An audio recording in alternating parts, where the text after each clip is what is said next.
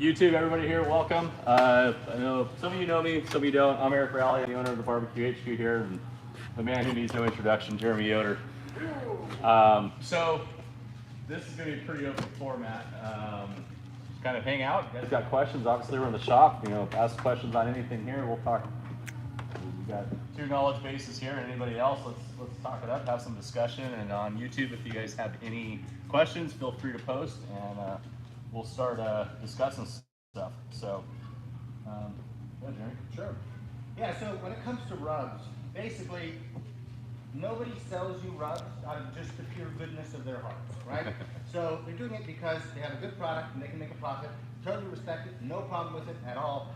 But one thing that I think is fun to do, if you're like me and you like barbecue, you like to tinker, is you can tinker with your own rubs. So it's 100% true that when I cook, 99% of the time I'm using just salt and pepper. So it's my favorite. I like the simplicity because I care about the smoke more than I care about the seasonings I can pull out of the cooker. But rubs are valuable for certain things. So for instance, if I'm doing pork belly on a pellet smoker, I'm going to use a more complex rub than just salt and pepper because I think it really helps it. So if you think about 5 basic tastes, you got salt, right? So when it comes to designing your own rubs, there's only one ingredient that has to be present, and that's salt. And so when chefs talk about seasoning, they're not talking about the garlic powder, or they're not talking about onion powder or chilies, they're talking about salt. So if a chef says this is under-seasoned, it means there's not enough salt. So that's the one component you absolutely, positively must have. Then there's sweet, and so you can get that from brown sugar, you can get that from cane sugar, you can get it from coconut sugar, you can get it from any kind of sugar you want. Some of the rubs use dextrose because it really hits the sensors on your taste buds on your tongue. So yeah, that's pretty simple. There's salty, sweet, then there's sour, and anything that's an acid will taste sour. So I would not recommend doing this, but if you tasted some hydrochloric acid, it would taste like the sourest thing you have ever tasted in your life. Your tongue would then, start to fall apart, and your skin on your tongue would peel off and be a really bad situation. But if you've ever vomited, it's like, oh, everything kind of burns and kind of came up sour and gross, and I know you probably don't want to think of that, but that's why it tastes sour, because of the stomach acid. So then there's bitter, and a lot of plant compounds have bitter components to them. And the opposite of sour, these are basic compounds or alkaline compounds. And so you can include them if you want. Sometimes if you just want something that's going to offset all of the heavy flavors of sweet and salty and just kind of counterplay with it, you can include that as well. And then there's umami, which is, I think that's the last one. There's umami, which is meatiness, some people call it, but basically it's savoriness. So if you have a roast or something that's been roasted for a long time, and you just kind of feel this like warming sense, think of chicken noodle soup or something, you're like, oh, that's umami. So there are those 5 things, and then 2 other things you can include. There's hot, so from capsaicin from hot chilies, and pretty popular barbecue. And then there's cool, you can think of things like eucalyptus, it kind of feels like it's cooling the mouth instead. And so those are kind of the 7 notes you can play with, and you can do a lot with them. So in a standard musical scale, there are 7 notes, right? And then the 8th one repeats the first one. So you can make entire songs with only those 7 notes. You can do the same thing with seasonings. You can play to whatever you like. So if you really like spicy, you can load it up with a bunch of spice. You can load it up with habanero powder. You can even get Carolina Reaper powder. You can go nuts. But then that drowns out everything else. The reason I like salt and pepper so much is because the simplicity is what I like, because then you can evaluate the components instead of having like a symphony of a bunch of different sounds. We can't pick out the one thing and evaluate it. When you keep it simple, you can pick out the individual flavors and appreciate them for what they are. Now, it's not to say that complex rubs are not worthwhile. It's not it at all. But it's just what you're going for is going to determine the direction that you take. And not every chili is created the same. So some might have heat and have a different flavor even at the same heat level as another chili. So those might be the 7 things you're looking for, but there are nuances to all of them. Really, except actually even with salt. So if you use an iodized salt, it has a different flavor than a kosher salt because of the iodine that's been added to it. So those are really the components that you can tune up or tune down.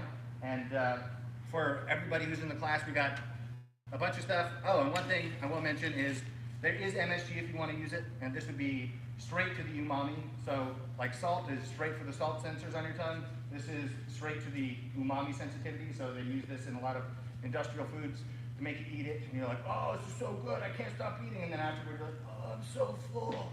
I feel like I'm gonna be sick. They use that for that purpose.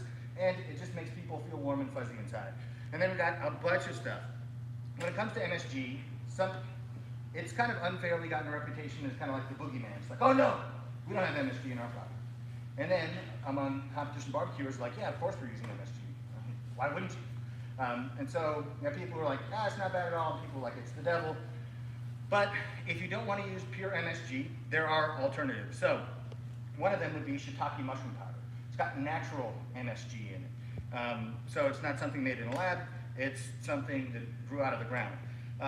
Lowry's seasoned salt. If you read the ingredients on the back, one of the things it has is yeast extractors. It's another natural source of MSG. So why do people like Lowry's? In part because of the naturally occurring MSG that they have present in every bottle. So we've got a lot of components here for people who are making their own rub. We've got 3 different kinds of black pepper. We can talk about that more if you have questions about that. We have several different kinds of sugar. We've got dry mustard powder. Here's Worcestershire powder. So here's something that has naturally occurring MSG and also some acid, in this case from acetic acid from vinegar, that's going to offset some of those heavy flavors. My philosophy has always been, I like salt and pepper on my barbecue, generally speaking, and then if I want to counterbalance it, I'll counterbalance it with what it's served with or with a sauce.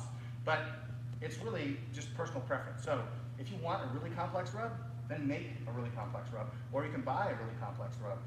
But the goal of the class that we're going to do is to give you complete control over every aspect, because I feel like that's where you can learn the most. When you have, you know, all of these things at your disposal, you'll learn the most, possibly by making a mistake, but at least you'll know more then than you did before. Jeremy? Yeah. The class you keep referring to is tomorrow. Those Right. that don't know, Jeremy's doing a class here tomorrow. Sorry. It's sold out within, I don't know, an hour. I don't know. But A little longer. yeah, so when he keeps referring to the class, so what we're doing is building rubs for the class tomorrow, but if you're not in the class, obviously a huge Yeah, still welcome, still yeah. free to ask questions and hang out and get free beer and snacks. So if you guys want free beer and snacks, go ahead, you don't have to wait. And then when it comes to the chili powders, we have New Mexico Hatch chili powder, California chili powder, jalapeno powder, habanero powder, chipotle powder, pasilla chili powder, ancho chili powder, guajillo chili powder, a lot of chili powders. Even though they all provide some level of heat, they have different flavors that go with them. So even though something might be savory, it might not be the exact same savory as something else. But really, you can choose to have as complex or simple a rub as you want. The only requirement is you gotta have salt. And usually a good counterbalance when you're seasoning meat is salt and pepper. Beyond that, sky's the limit, you can do whatever you want. So if you wanna have any questions about that, I mean, I hate paprika, that's the last thing I'll say. I hate paprika, it doesn't provide any flavor. If you want color, use something that at least has flavor. But we have a huge jug of paprika if you want to eat. That's it. So, you have anything? Yeah, another trend that's kind of going right now is the black rubs, the charcoal rubs. And charcoal kind of does a few different things, and prior to charcoal was coffee. You'd see a lot of coffee and stuff, and it's still in it. I like the coffee rubs. I personally don't care for coffee and like drinking coffee, but coffee is very interesting because it acts as a tenderizer. So on the surface, it does that very well. As it cooks, it releases the chemicals down. That just helps that meat naturally release. So it's, you know, kind of the same physiological properties of why you get energy from caffeine, right? So it does the same thing with your muscles and excites it and relaxes it. So caffeine, like I said, charcoal is the other one that's kind of going on now, and people are accomplishing that black with either ground up charcoal in different capacities, or they're using some sort of other black thing. But it's interesting how that is working out. And now, you know, so this, you know, this is all basic stuff, and I shouldn't say basic, but like I should say backyard wise, right? Because you're very much a backyard cook. You've dabbled in competition, but competition's a whole different ballgame. Right. Back when I competed, I hated my competition food. Absolutely hated it. Because it was over-injected, phosphated, nitrated, everything out, and I didn't care for it. Because you're going for one bite, right? So you're using that real intense stuff, MSG like crazy, and like I said, phosphates was the other big thing that drove me batty. But you're going for one bite. But my competition brisket was one bite of the flat, one bite of the point, and I'm done. And judging it's even worse in my opinion. So, but backyard stuff is, yeah, I'm very basic. Salt, pepper, we have some, you know, here in the shop, some fancier stuff. And what I found through the years is I wasted thousands of dollars building my own rubs. And somebody already has something kind of similar out there. So, and don't be afraid to mix rubs too. So colors are a big thing as well. Those of you who were here when Eric Gephardt was here, he talks about a brown, a red, and a white. And he just like goes off the shelf and will create that kind of rub for that bit of variety, and we'll mix all three of those, and it works like on anything and everything. It's very interesting. So again, so many different ways to approach it, and you never know what is, you know, we get sent samples all the time, and I'm sure you do too, and it's like, wow, that's interesting, totally different. You look at the mix on the ingredients and you go, it's all this kind of same stuff here. Somebody's just tweaking it differently and doing it well. Yeah, and, so. you know, there are a lot of good rubs you have here in the shop that I actually really like. So if I want something really complex, pretty darn easy to go get some, I'm kind of a fan of the Oak Ridge Black Ops. Yep. I'm like, oh, go use that. Really tasty stuff. So like that's a good point, because like on a pellet grill, for me, that's a great go-to rub, because it's very complex, but on a stick burner, you're wrapping that thing at like 145 because that bark has become so intense because of what's in there. And again, you got coffee in that rub. There's actually shiitake mushroom powder, which does really well with, also helps with that bark. You know, it's interesting how that stuff gets kind of tacky. And so, yeah, again, depending what device, you know, what cooking method you're using, you know, that's gonna be a good dictator of what kind of rub you want to use through the process, or how much you apply to it. Because I've done that with Black Ops, put way too much on it when it's good, but man, that bark is, you need a chisel to get through it. So, and then also the other thing is granule size, right? So, like Jeremy has here, you got your coarse ground, which coarse is usually what, like a, well, I've seen anywhere from like a 12 to an 18. I think that's a 12. That size, yeah. So 16, and this is an 18. And you know, Franklin touts the 14 or 16 mesh pepper, and also how old that pepper is or how long it's been ground makes a pretty significant difference to it as well. Freshly ground pepper will knock you on your butt. So just be mindful of that. And like these, I actually let these one, like this brand here, this Herbco, this is what I like. You gotta let these breathe a little bit. For me, like a week and a half, 2 weeks kind of gets to the point where I'm getting enough pepper now that I'm not overwhelming it. But it's very interesting how all that kind of ties together. So, and then two, like if you're doing steaks, like for me, I like a more coarser rub on steaks.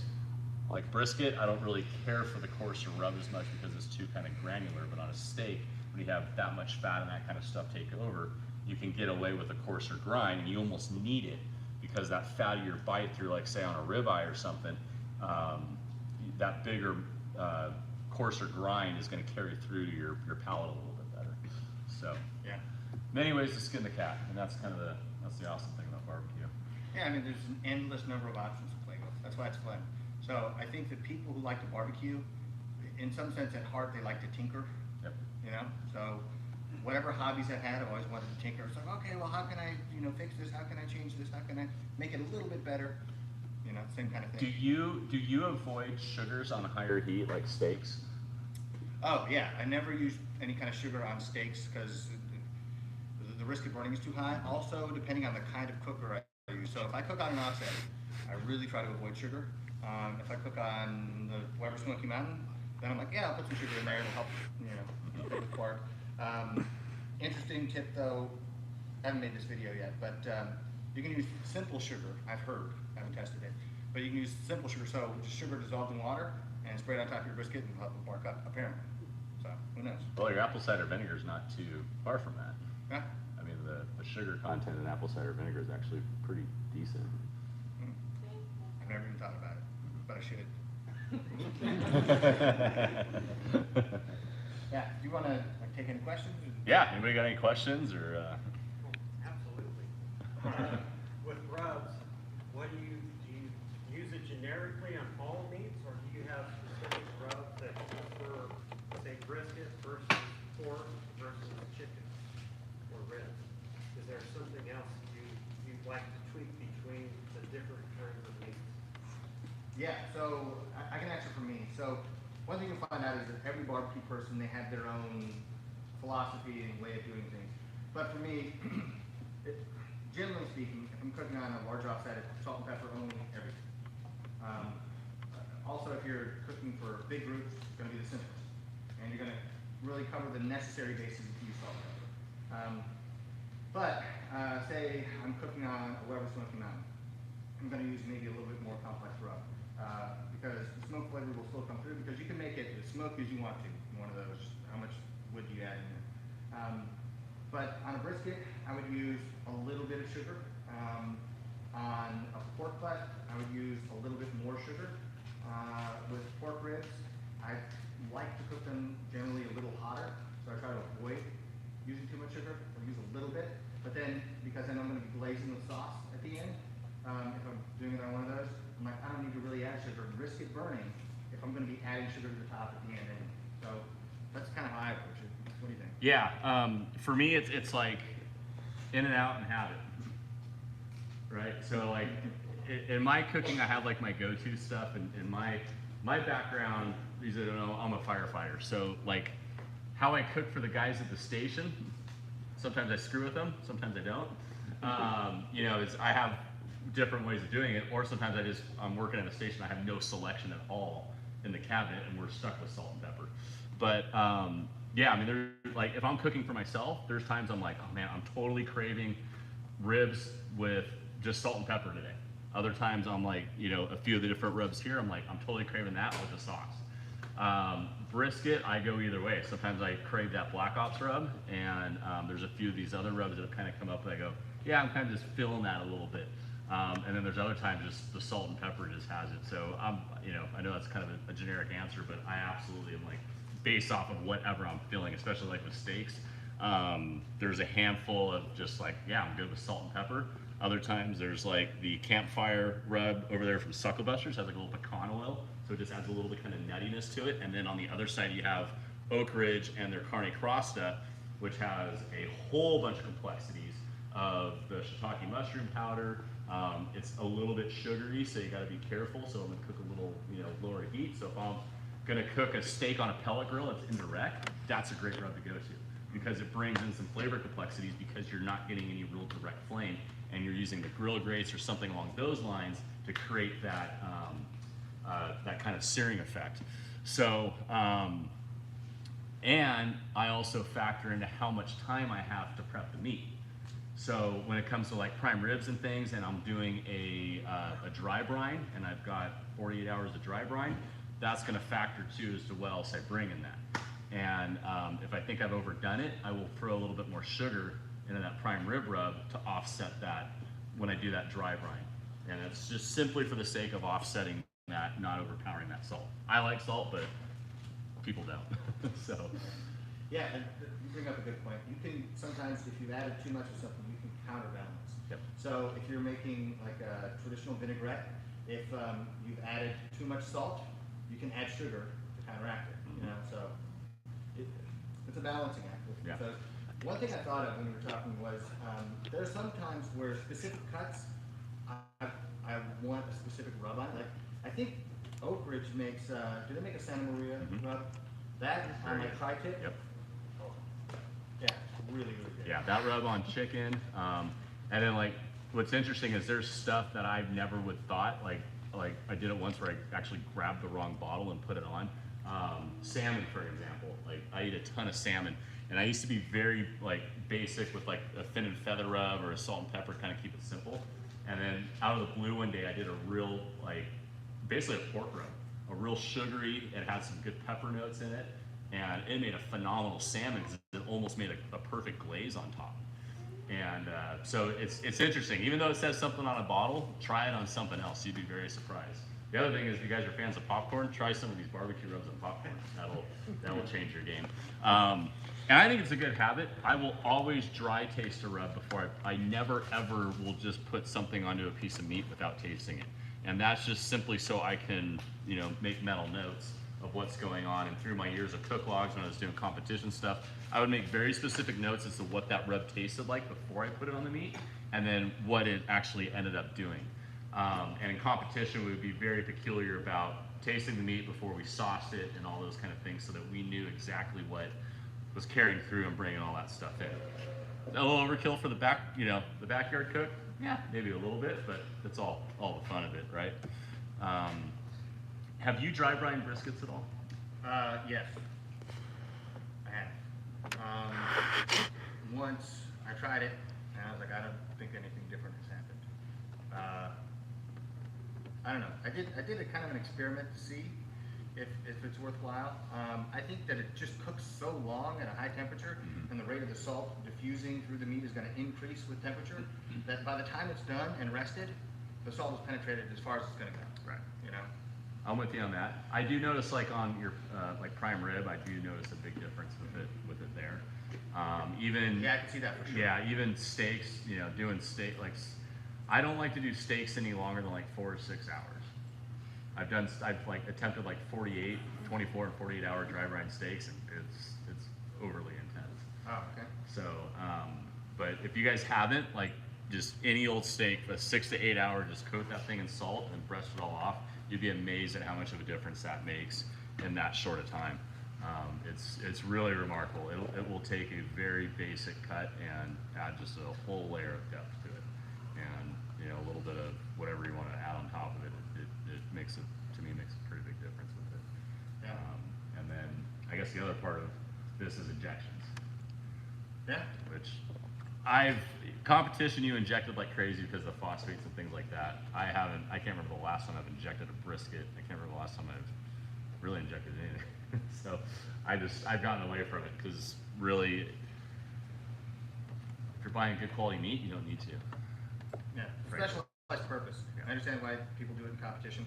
I think for most people, I'd say the vast majority of people, it's not worth your while. Yeah. I mean, it does something, but probably not what most people want it to do. And then you have to clean your injector, and you clean the cup, and you have to keep buying the injection. I don't know. The last time I did it, somebody said, "Hey, if I buy a brisket, will you cook it for me?" Yeah. So I got what ended up in my lap was a Smart & Final Select brisket that I could not find an ounce of fat on that thing anywhere. So out came the phosphates, and she just injected that thing up, and it was enough to break it down a little bit. Nice. Cool. Anybody else have questions? All right, right there with the glasses.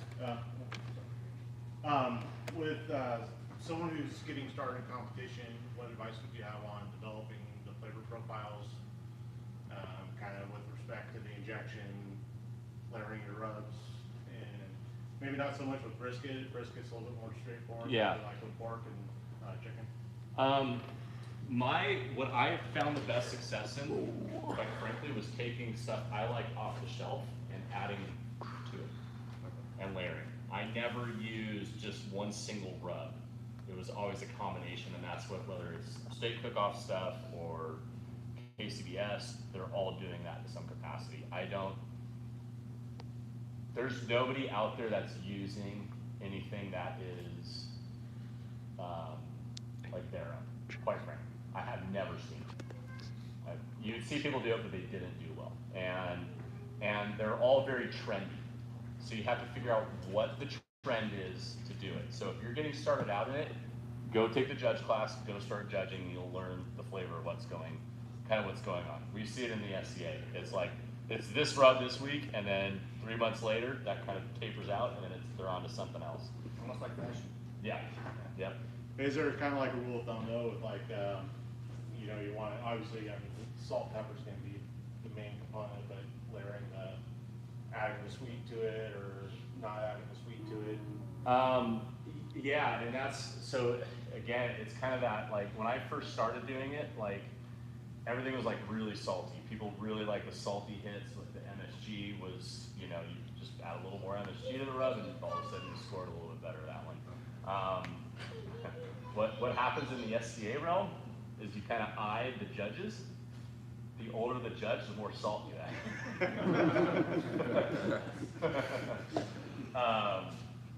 Yeah, so, and then when it comes to like the pork and chicken and that kind of stuff, like sweet prevails, but you need to have that, you need to punch it up with that salt. You might be very surprised, that's what I'm saying, like I hated my competition food because I took 2 or 3 bites and I'm like, I either got like, God, this thing's too sweet, or man, I'm just overloaded with that just really heavy salt hit. And it's usually like on the MSG, because that MSG will like, you get that initial and it sneaks up on you. So I guess like my advice on that would be use people that kind of know, well, that's hard too. Like definitely get it out there and get tastes of other people. So what I would do is say, what did you notice on this? Not so much did you like it or not, but what did you notice on it? And that gives you the ability to tweak in those different directions of kind of what you're going after, right? So, and yeah, that would probably be my best advice. So the biggest thing is get out there and just start doing it, right? Yeah. And get the feedback on the scores. And you'd be very surprised at the judges. A lot of them don't know barbecue, right? I'll flat out say it. They don't know barbecue. I think we're a little bit better on the SCA side, but the KCBS side is like, I remember with the 3rd time I cooked Santa Anita, this guy came with a big old giant belt buckle and we were sitting at, I mean, pellet grills were not new. We were one of those very few teams kind of using them at the time. But this guy walks up and he's like going on and on about all this stuff with barbecue and judging, and you're not kind of supposed to do like commingle. And then he's like, sees the pellet grill and he's like, well, what the hell's that thing? And then we had a Smoky Mountain next to it, and he's like, well, what the hell's that thing? I'm like, oh no. You know, so not to knock, but it's just kind of like, you know, it's different. So you're playing the different kind of vibes with that. And so, like I said, I think the biggest thing is just get out there. There's a handful of teams that you show up at the comps and kind of just start talking to them. And a lot of those guys will let you come cook beside them. Like some guys are very, very picky, but other guys, like if you're gonna put the time in, they'll definitely mentor you. So, but yeah, the biggest thing is go out there and do it and start off doing what you like, what you think is good, and take that as a base. Just be consistent. Make one change at a time. Because if you make 2, you don't know what did what, right? So, and that goes for everybody else too. So. Jeremy, speaking of change one thing at a time, I know you like to make comparisons and stuff. And there's this theoretical theme that you put out before more complex rubs or blocking the smoke, penetrating the meat. Have you actually done a head-to-head where you put all that paprika and stuff on top, compared it to one just salt and pepper for smoke penetration? No. So that's one of those things where this is my experience. I don't have a perfect explanation why. So it could be that the smoke flavor is there, but it just gets drowned out by the other flavors. Any questions on that? It Like could somebody's be that more of the responding to surface has been taken up by that rub, and therefore that that part of the meat is now covered, and it's not really going to absorb the smoke flavor the same way. I don't know which it is. I just know that in my experience, so just anecdotally, when you have, especially a rub that's really fine, then you just don't get the same smoke flavor coming through when you take it. So, you think that's what it's worth? That's a good idea to test that. But just experientially, it's how I come to that conclusion. Anybody else? Right there? How do I figure out a good ratio when I'm stacking rubs? So I've seen people put like SPG rub, meat church, honey hog rub, right on top of each other. How do I know if rubs are good, are gonna act well together, or if I shouldn't put too much of the second one? I think the primary consideration would be salt, so you can taste the rub and see how salty they are. So, in my experience, just messing around, is if you get the salt concentration about right, then most of the barbecue rubs will be okay together. It's just generally, some are gonna work really well, some are gonna be like, it kind of fell flat. But I don't know, you've done a lot more of that than I have. I've always gone off of salt then sweet. And then that's going to, because what happens is the sweet starts to lock and it blocks that salt out, right? And so if you put it on the theory is, even though it's a very, almost microscopic level that this is occurring, that salt comes in as a base and then you're putting it over the top, and now that sugar is going to kind of encapsulate, but it's not allowing, when you use sugar first, sometimes it doesn't allow it to breathe in the same capacity that salt does, and it kind of blocks and will segregate out a little bit, but it's fine on the bite. Does that make sense? Yeah. So, and with that, and a lot of the reason why too is if you're gonna add I'm trying to blank for it, but an enhancement, right? So after you cook and you're gonna add a little bit of whatever rub, that rub's usually gonna be a little bit sweet. So as you're doing that and you're tweaking, you already have the salt there, and instead of trying to bring more salt on that outer bite, you're getting a little bit, a hit of that sugar first. So as far as the ratio, I mean, for me in the competition realm, just became like just making notes of exactly what we're doing and basing it off of the poundage that I was cooking. So everything was weighed before, and then that way it ensured that kind of consistency. But anything off the shelf, like, you're not going to overdo it. You'll be fine in that capacity. So, like, especially when you put that first rub down as a base, only so much is gonna stick on after that. If you use a binder, you're gonna get a little bit more enhancement on it. But, and in competition, I always use the binder because that provided a lot more consistency in that matter. But even with that, I was very peculiar as to how much binder mustard I used per weight, you know, of the meat. So yeah, again, the rule of thumb is do the salt first, your saltier rub, your savory rub first, and then go ahead and put the sugar on top of that. And yeah, literally just where to start, like I said, you'd be amazed at how consistent that ratio will actually end up just based off of the physics of what that meat's gonna be able to take on. So. Yeah. What would you change rub-wise, depending on the type of cooker you're using, like a regular smoky mountain, or like a drum smoker, or an offset? Would you change anything with like the amount of rub or the type of rub you're using based on this? Yeah, so generally just related to the bark. On an offset, I avoid sugar because rather than forming a great bark, a lot of times, it depends a lot on the cooker, but a lot of times it can burn. Whereas, you know, with less airflow and a rubber smoky mountain, I don't think it would burn. But the other issue is, in my experience with rubber smoky mountain, just easy to get bark. I mean, just boom, bark. Could be a salt and pepper brisket. Come back 4 hours later, it's like, oh wow, this is already bark.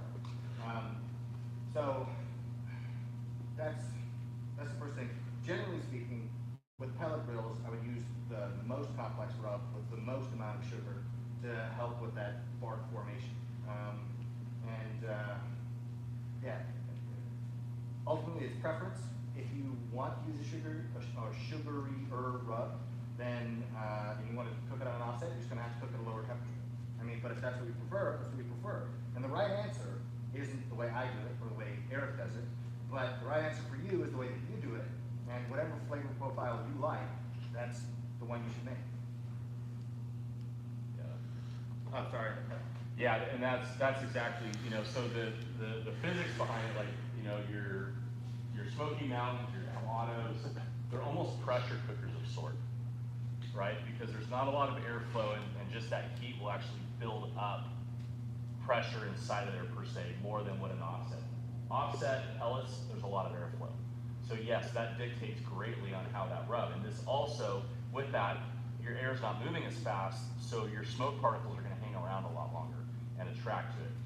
And the drums are even more so, especially some of like the pit barrel, not so much, but like a Gateway or a Hunsaker, where they've got a draw tube, right, that pulls that draft. That kind of does, it's what I call it the hurry up and wait. So it will draft, it's the opposite of what we get on our offsets, right? We have the huge firebox at the end, and it pulls that hard draft all the way through. So the part that's actually doing the pulling is here. So on the drums, when you build a drum, it's different because it's the intake that's actually pulling it, that's building that speed and pressurizing the rest of the chamber. So what happens with those is the drums, and that's why I think a lot of people swear by them, is because of that intensity. More of a smoke flavor, not necessarily my cup of tea, but that again builds a little bit more pressure on the inside there. So, you know, when you have that more powerful smoke particle, I find smoked to be bitter. So with that, I need more sugar to not get that bitterness to pop through. So drum, for me, most amount of sugar. And then we start getting your Smoky Mountains, even this little guy. This little guy is pretty amazing how much pressure that will build up in that cooking, smoking process.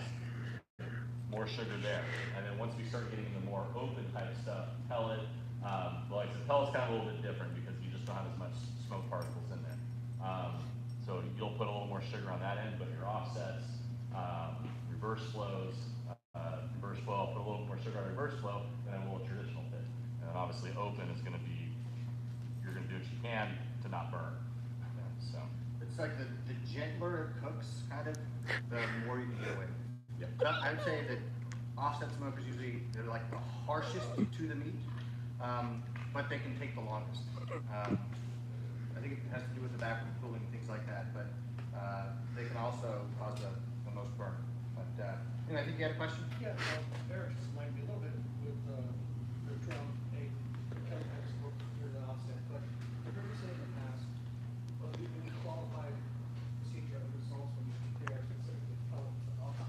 What is it, what's the physics behind it? Why does that deserve such a distinction?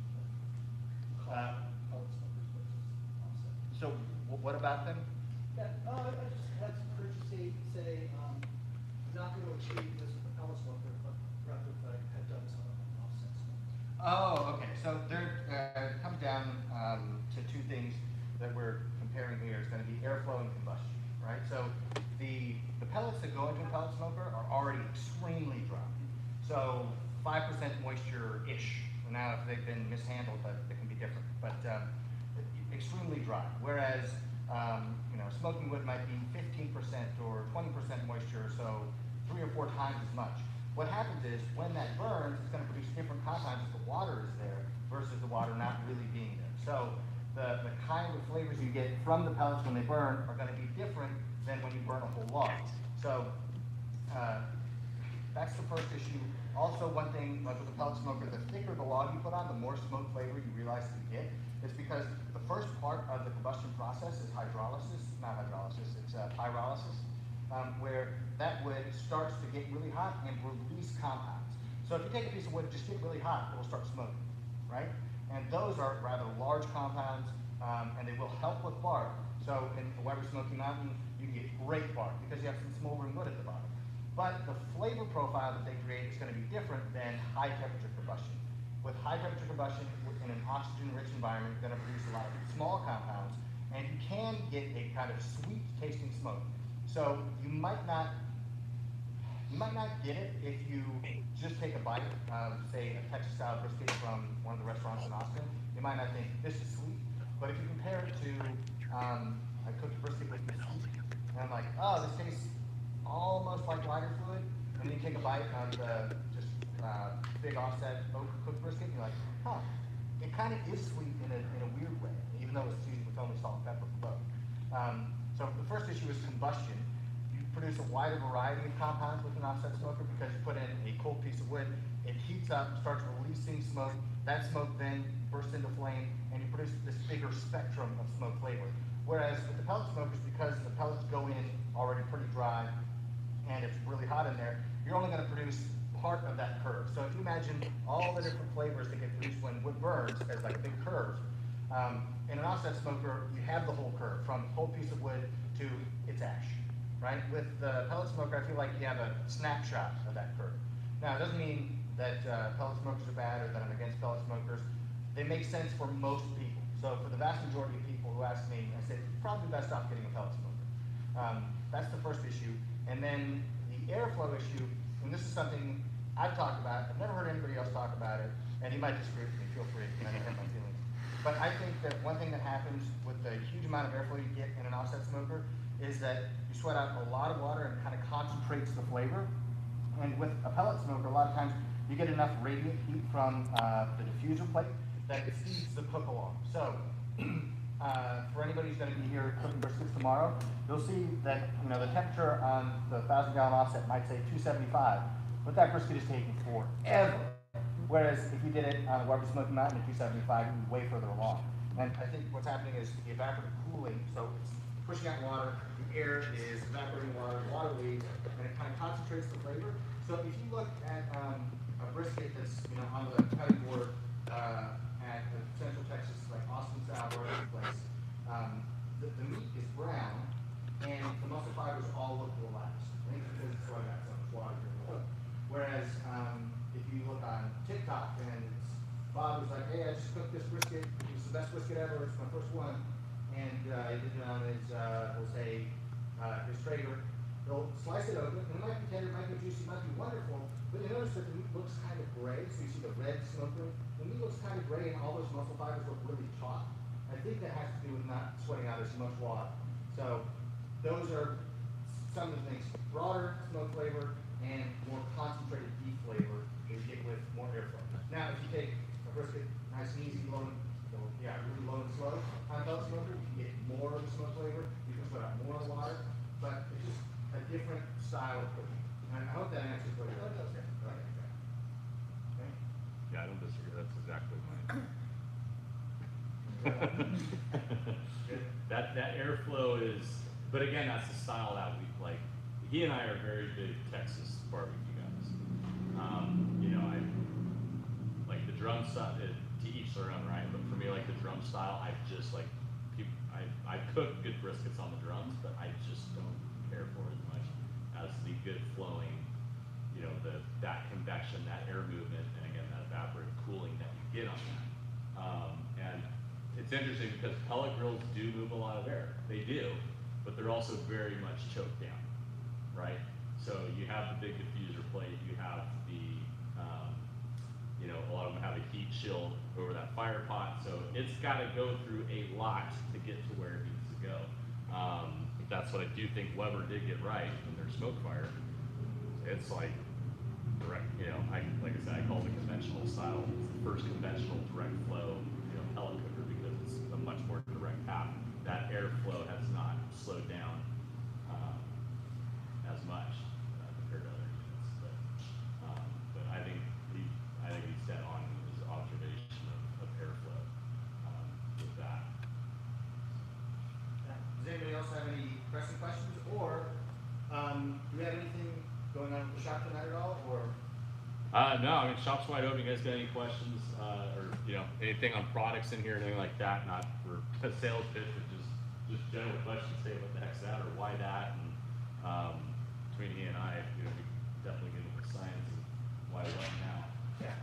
Is there anything on YouTube there, Chase? Anybody asking any questions? Yes, a few. I mean, they've all really been answered. Shipping available. Right, Next cook-off. Oh, there you go. I think do we have questions on YouTube? There's a few. Well, a few of the questions are like fuel related on there, which is kind of interesting. So like, back in the day of, the only charcoal that was really available was Kingsford. And then like Royal Oak kind of came along, and I would get like Best of the West, which is like an all mesquite charcoal. Now we have such really, really good charcoals, and I think the process of how they're making charcoal has become that much better. It's better that they're sourcing better wood. And so I think now, like my Kingsford products back in the day were very potent because Kingsford charcoal tends to do that, I think now we're getting a lot cleaner flavor, and I hope the barbecue rule is kind of adapting to this, getting away from smoke flavor and getting more to the complexity flavor that these different good quality woods bring through. So as far as like, what's cool about a lot of these cookers is you can run briquettes, you can run lump, you can run, what's the latest? Now there's like char logs that are coming out. I just cooked on for the first time. I always pronounce it wrong. What is it? Binchochan? Binchaden. Binchaden? Binchaden charcoal. And which is basically like driftwood. I tell you, it was a pain in the ass to get started, but once it did, it was really, really good stuff. And it was almost like, it almost had like a saltiness. Really? Yeah. I mean, because I mean, it is essentially driftwood, but it was definitely a different profile. Even in a quick steak cook, I was like, there's something different. It's only been 2 cooks with that stuff, but again, like this stuff just keeps coming out of the woodwork on that. And there's actually my light bulb just went off. There's actually one of the best sushi places in all of LA is right down the street here, Tanaka Sushi. And a lot of the stuff that he does is he uses that charcoal and deflects heat off of it just to create a little bit of a sear on the different stuff. So it's very much still a sashimi style, but he just puts this little, and like I said, I literally just had a light bulb moment of it, but what he's using and what it does and how it added this like hint of salt and as well as the complexity of that sear on these pieces. So anyways, he does that. And yeah. If you're cooking on a Santa Maria barbecue, Uh-huh. is there a fuel source that you recommend more so, like instead of say just red oak or? I'm a diehard red oaker. I love red oak with a passion. Yeah, that's the SoCal or Central Cal boy in me. But yeah, I mean it's a lot of work to burn that down to a good coal bed, but there's nothing better that I'm concerned with as far as red oak, tri-tip over red oak, steaks over red oak. Oh man, it is. Yeah, I'll just stop there. Yeah.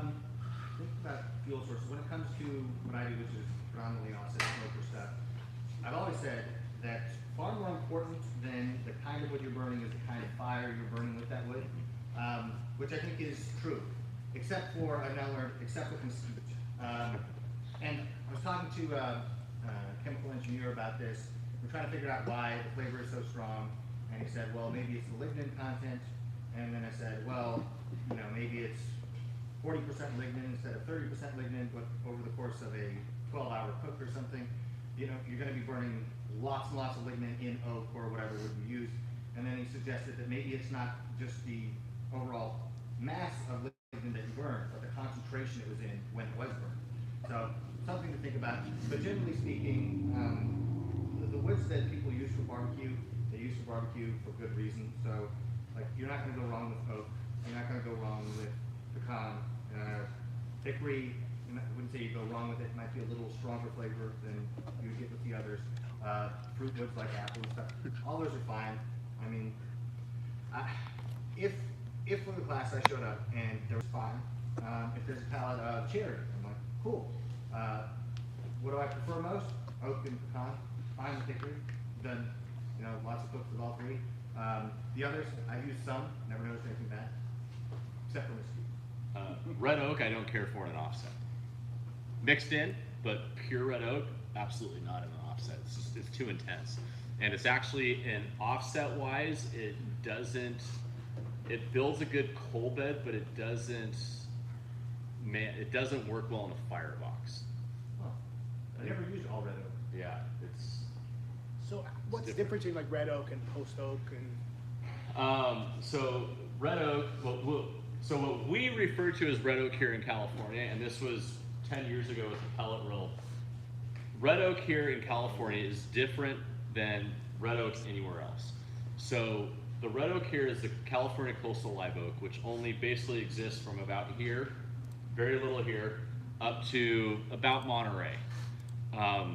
It's actually a very protected species. You can only harvest dead live oak wood. Just if you go to San Luis Obispo County, it's freaking everywhere. So that California coastal live oak, it's one of the very few oak trees that grows naturally that close to the ocean. So there's some kind of theories that has a factor to it of a little bit more marine environment. California marine. The other part is it's also, I've heard all sorts of different theories, and everywhere that tree grows is part of the sundowner winds. So the sundowners, those that live up north, we have Santa Ana's here, sundowner winds up there, a very warm wind that plays around with the moisture content of the trees very greatly. So with that, like I said, there's all sorts of different theories on why it is so different and intense in that flavor. And I think it has to do with moisture, quite frankly. It has to do with that tree basically, you'll see coastal live oaks that you thought were dead, and they will come back. And that's very common with the coastal live oak. Other oaks don't fare as well with that. So So you mean like stressing the plant will produce different flavor, like with grapes? You Yeah. stress the plant to have a more flavorful grape? Yep. Hmm. And so red oak is very different too on like the size of the wood that you're harvesting makes a giant difference in, to me, the flavor of what it is. So I would actually prefer a split. Some of it has to do with bark, but a split from like a 12 to 14 inch versus a larger trunk or even a smaller piece is kind of like the sweet spot for red oak. Yes, I'm not crazy, but so yeah, so red oak is like that kind of difference, but I think there's, you know, again, you have soils, you have all sorts of different stuff that play into this stuff. That's why the post oak is so good for me as far as like an offset oak, because again, whatever factors Texas has going on with that post oak makes that, it's built a great coal bed.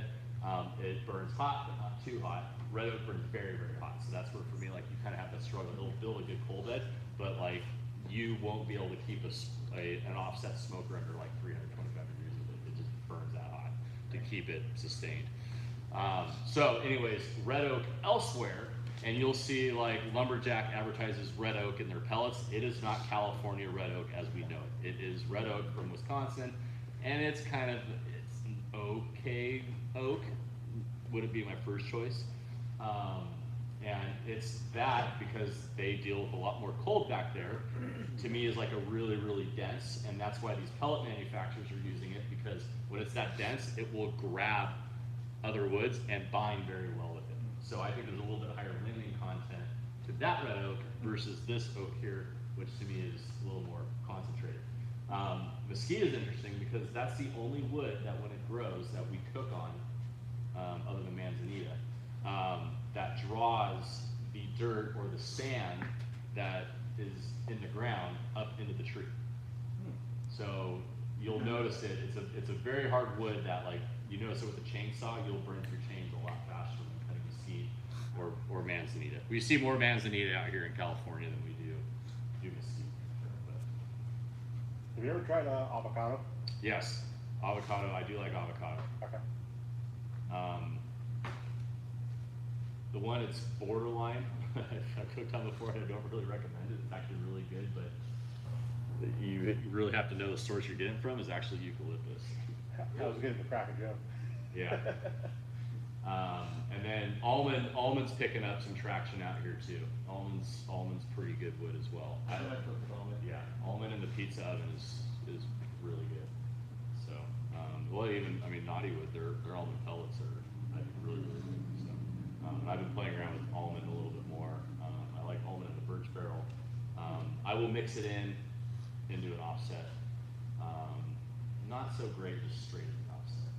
I mean, it's good, but it's not like compared to post oak. I don't think as good. I think I did a mix of almond, cherry, and oak. Yeah, that's great. That's great.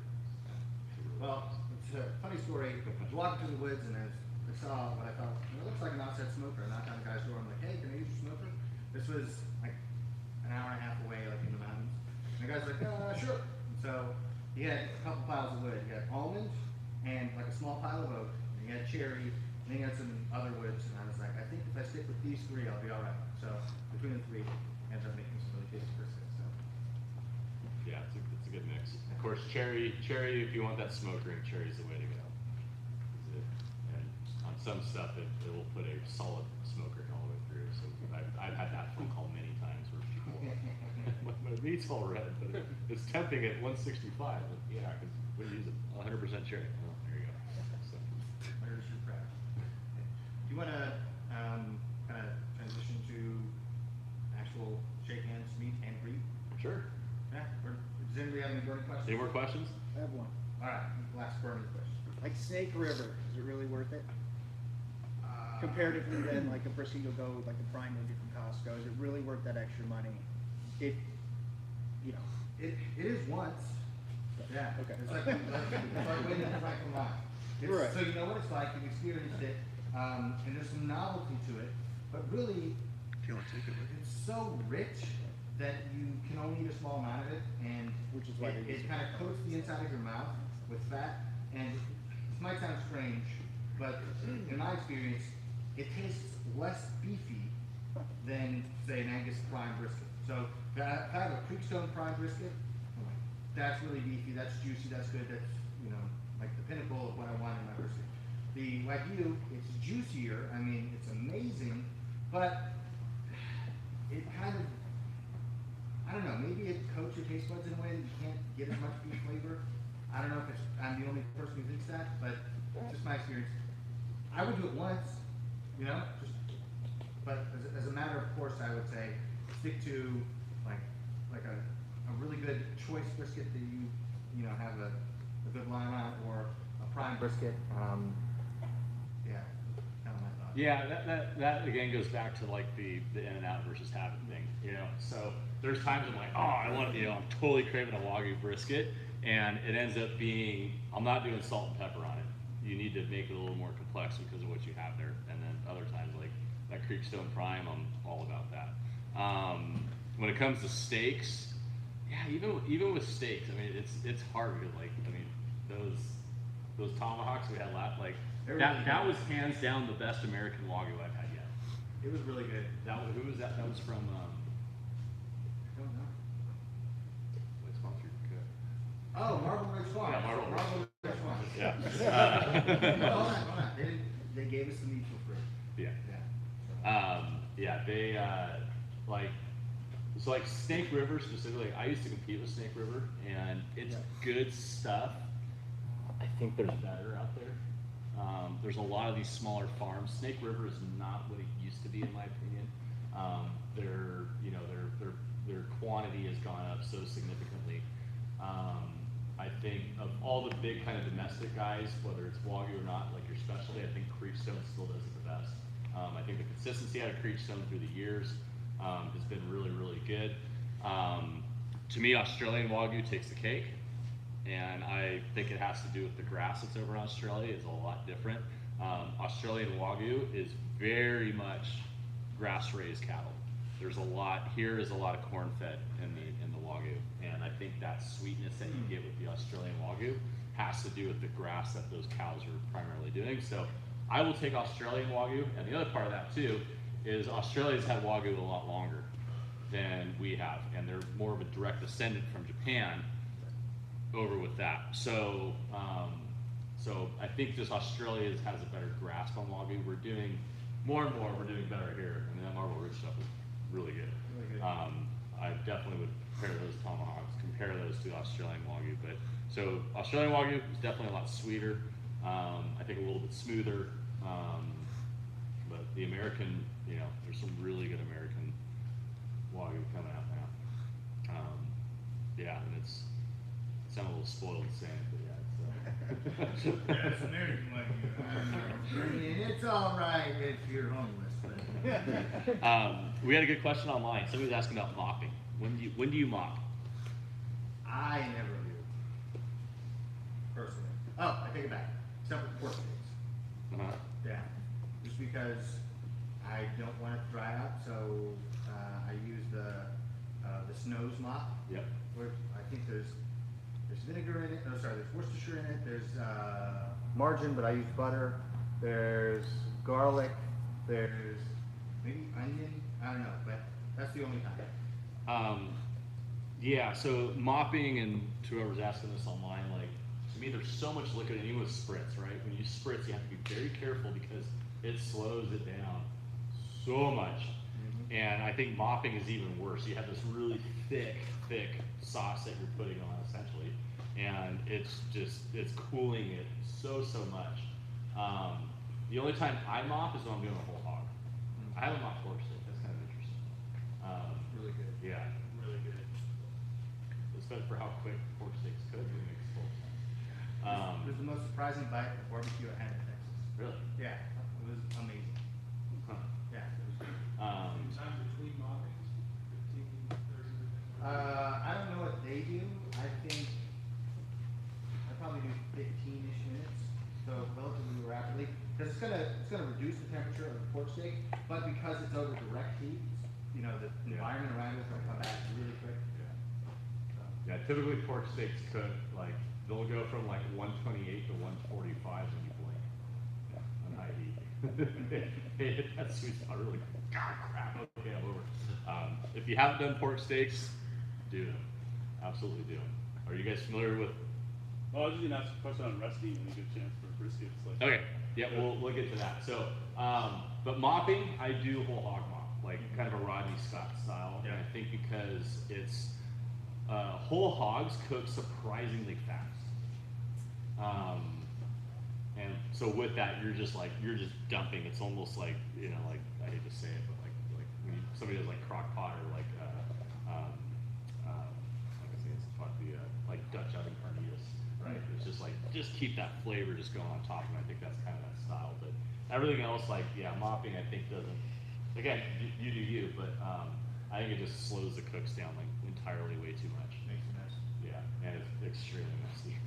And then the other question on there, somebody was asking you specifically, Jeremy, about the PK 300 or the Franklin.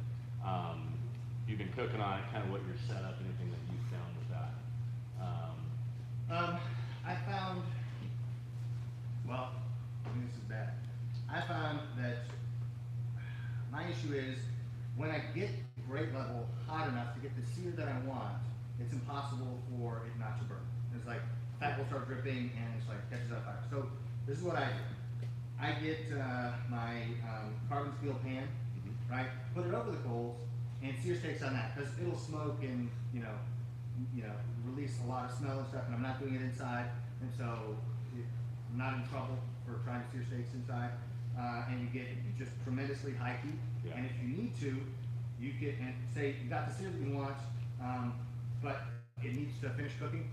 Just move it over. You have your coals on one side, and that's how I like to cook steaks. Maybe a true barbecuer would do it directly over the coals, but that's just my favorite way to do it. Yeah, I'm kind of with you on that. Like, so what I found with these, because usually, you know, you have everything centered, so I pretty much always, like, on mine, I have, and most of my PK cooking is in my trailer when I go camping. So I have a charcoal,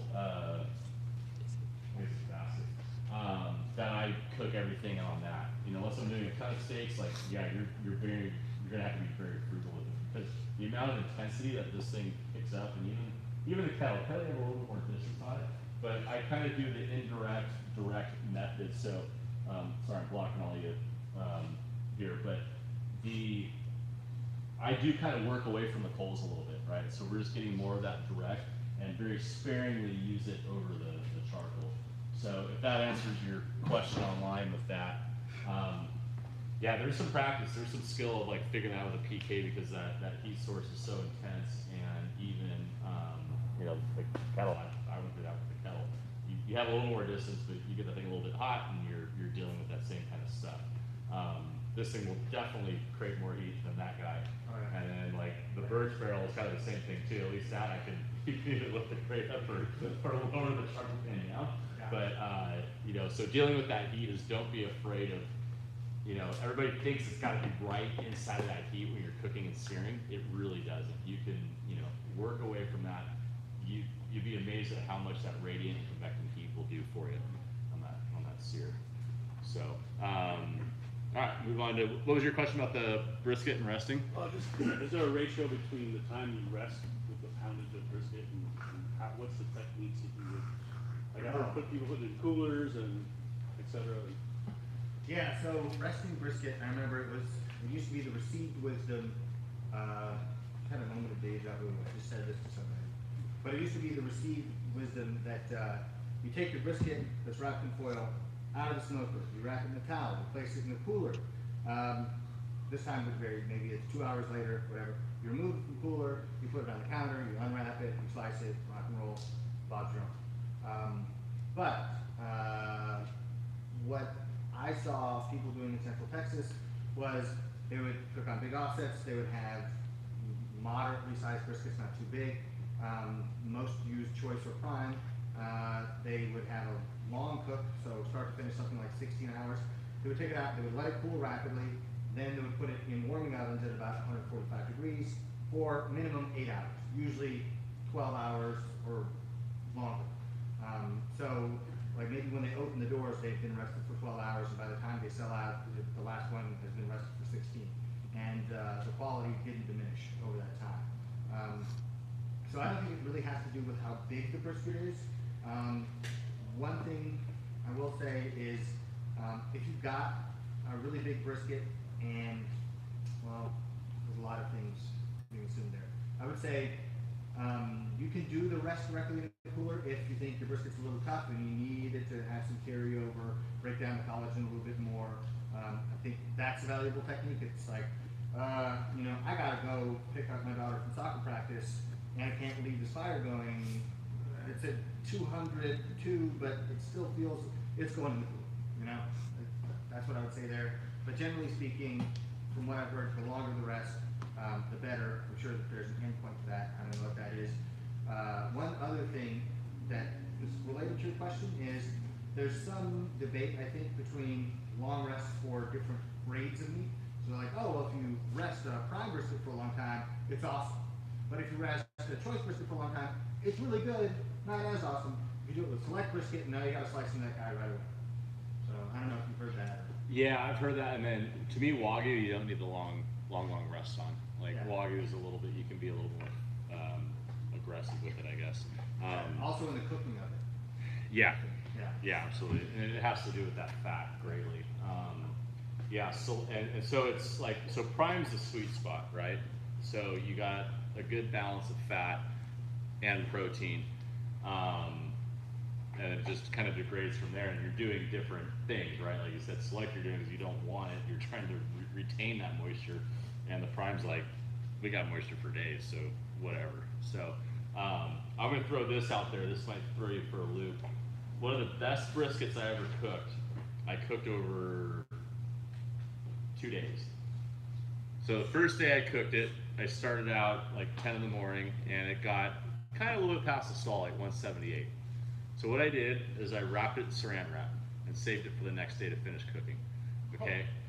And it ended up being like, seriously, I want to recreate this more. He and I have talked about this a fair amount. This is another Eric Gephardt thing, because when he came out here and did the class, he prepped a lot of the stuff the day before, wrapped everything in saran wrap and threw it back on the smoker, and it was like mind-blowing as to how good it was. I mean, he calls it dome vide, right? Like sous vide version. So the theory behind it is that the saran wrap, you're cooking at 225, that brisket, that piece of meat is evaporative cooling. Saran wrap's good up to about 250 degrees. I didn't know that up until this point. So, but because that meat is cooling it so much, it's fine. There's nothing to worry about. You're not gonna leach chemicals, you're not gonna do any of that stuff. But that thing almost pressure cooks it, kind of like sous vides it, right? So I threw that thing in the fridge, like let it kind of cool down a bit, threw it in the fridge. The next morning, finished the cook. So essentially on a 14-pound Creekstone prime brisket, this thing took almost 24 hours, 25 hours to cook the thing. And then after that, I let it rest probably for like 2 or 3 hours, but because I think it was such a slow process through this whole thing, and it's kind of the same thing of like doing sous vide briskets, it was so tender, the flavor was so condensed in it, like in a good way. I mean, it was like I was having flashbacks of competition brisket, but I just wanted to eat this whole entire thing, because it was a very basic salt, pepper, a little bit of Lawry's, and you know, I distinctly remember that. So I've done a few more like that, and they all have been extremely consistent to that point of doing those. It's just now I'm like, I got to plan 2 days to do it like that. So anyways, something kind of different since we're talking about that rest. But I've gone the same way too. Like again, using my fire station as a test ground, because we work basically 48-hour shifts. So I got to the point where I would start it the day before on the first shift, start cooking about mid-afternoon, go pull it off about 2 o'clock at night, and would hold it almost 14, 16 hours for dinner through the rest of the day, and they were killer. They were so good. So that's why I started probably like 3 or 4 years ago, getting away, changing that timeline, because funny how things work. We actually changed our schedules. We used to work 24 hours at a time, now we work 48, and that's kind of pushed me down this realm of scratching my head just based off of my environment forcing me to make that change and how I was making briskets. So at that point, I was going away like, yeah, you can rest a brisket for way longer. And we don't have the cool like Alto shams. We just have an oven. I keep it at 145 in the oven. Go crack the door every once in a while and start running away on you because Wolf ovens don't hold temperature very well. All right, cool. So, you guys are free to check out the shop. Welcome to come get a drink, a snack, and you can hang out. Yeah, for a few hanging minutes, out. and You guys got questions? In probably 20 minutes. Kill the live stream. I don't know if how you're to. in the class, can you raise your hand? Okay, all right. Well, welcome. pretty So in about 20 minutes or so, we can talk about making rubs and get you guys set up for anything you need for tomorrow, and then we can turn in and be here early in the morning. Yeah, I'm gonna sign up online. So thanks everybody for following the live stream. This will be posted. So for everybody who's here, this will be on the BBQHQ YouTube channel. So you can save this for future purposes. And thanks everybody for showing up. Thanks everybody online, and be a good day tomorrow. What's up? Cool. All right, please.